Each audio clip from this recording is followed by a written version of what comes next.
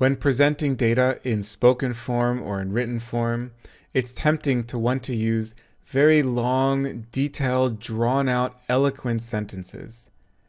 You want to show off your immense grasp of complex grammar and sentence structure, and you want to prove how much technical detail you can pack into each sentence, but try to resist the temptation and try as hard as you can to write and to speak in a simple, coherent, and easily memorable fashion. Now, that's easier said than done, of course. My advice is that you should always write and speak for your grandmother.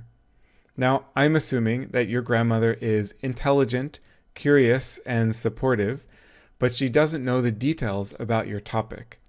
So how could you explain the data to your grandmother? The point of thinking about explaining your data to your grandmother is that you want to be nice to her, and of course you treat her with respect, and that's also how you should treat your audience. Now, writing in a simple and coherent way is actually harder than it sounds. Sometimes it can be easier to start by talking out loud and then writing down what you say. And that's because people have a tendency to express ideas in a more simple and understandable manner when they're talking, but to write in a more complicated manner. There are dictation tools that you can use that will turn your spoken words into written words. Many apps have these that you can do for free, including, for example, Google Docs.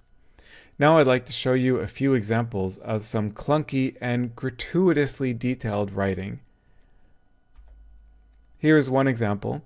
I encourage you to pause the video, read the figure legend, and come up with a new figure legend that expresses the same idea in a more simple and coherent manner. Okay, and now I will show my suggestion. And here is a second example. Again, take a few minutes, pause the video, read through the figure legend, understand what's being shown in the plots, and then try to rewrite the figure legend yourself in a clear and coherent fashion. And now I will show my suggestion.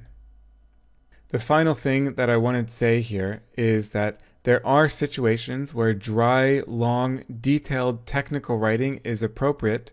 This is mainly internal technical reports that only other experts will read and probably not anyone else. However, even in these cases, when you have to include a lot of technical details, it's still a good idea to strive for simplicity and clarity.